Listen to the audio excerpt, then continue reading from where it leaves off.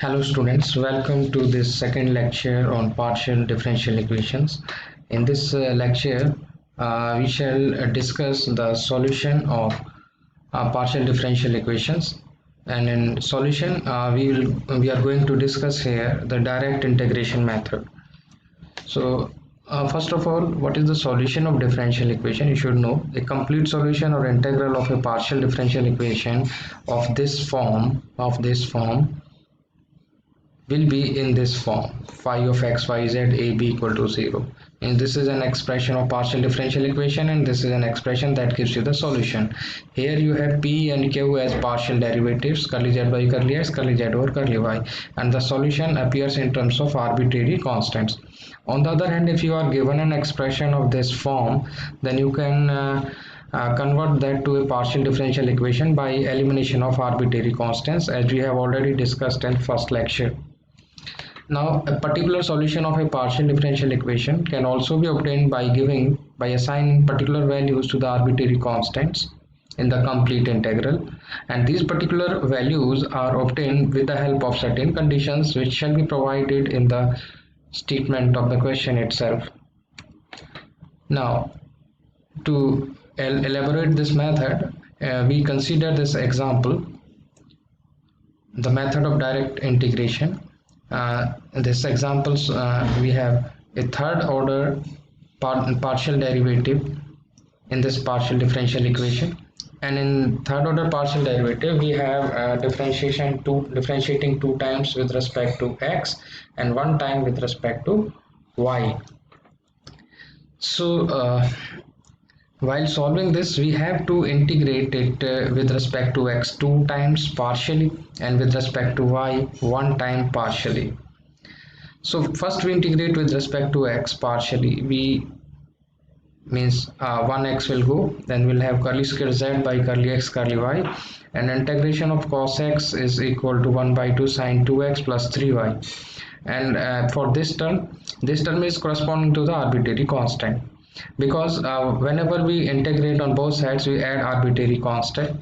But in this situation, when we are integrating partially with respect to x, then y will be treated as a constant. Therefore, in place of arbitrary constant we will write here f of y, a function of y.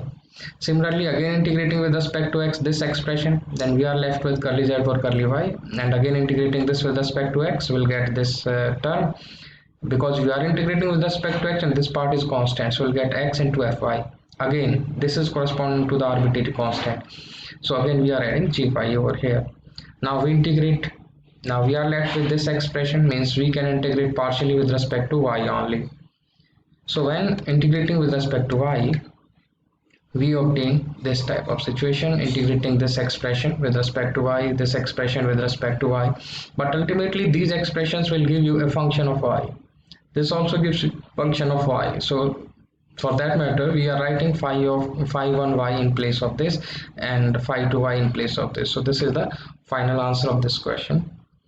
Again, in the second example, we have this type of partial differential equation, means this is second order partial derivative in this partial differential equation, and this is subject to the condition that the value of z when x equal to x and y equal to 0 is x cube, and value of z when x equal to 1 and y equal to y is cos of y.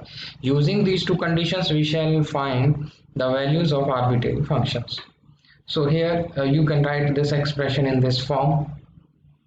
Now you integrate with respect to x partially, this part will go, and when you are integrating partially with respect to x, it will be x cubed by 3 into y because treated as a constant, plus in place of arbitrary constant we'll add a function of y.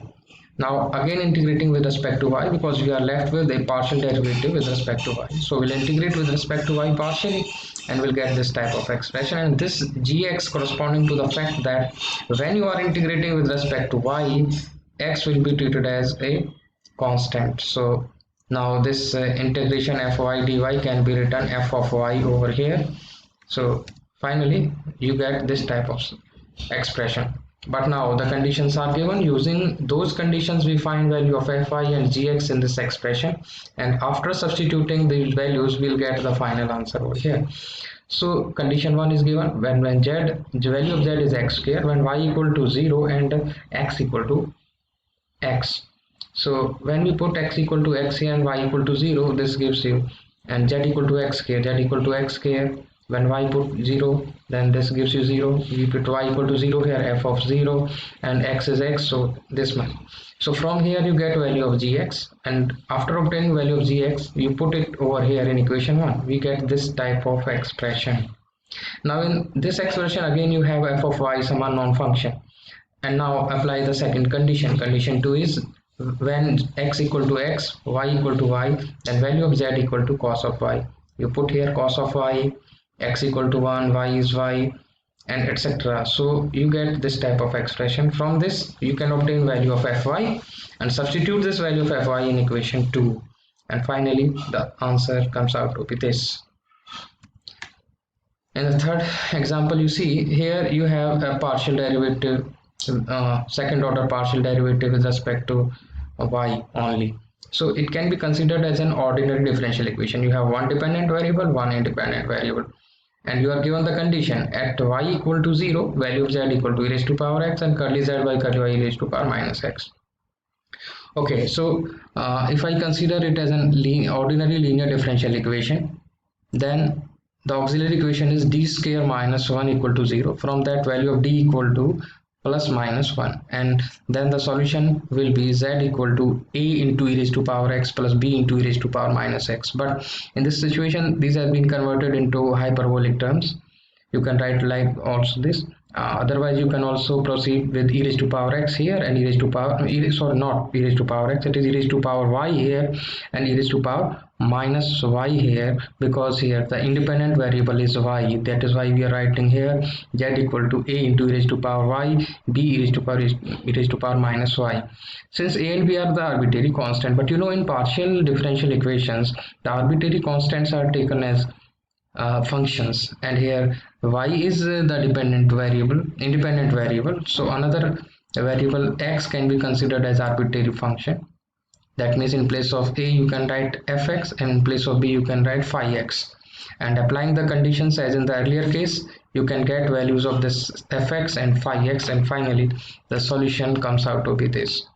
Now based on this discussion you can solve this exercise. Here three questions, first three questions are without conditions, and here in the answer there will be arbitrary functions, but in the last two conditions are given, so there is no arbitrary function. That's it about this method. Thanks for your attention.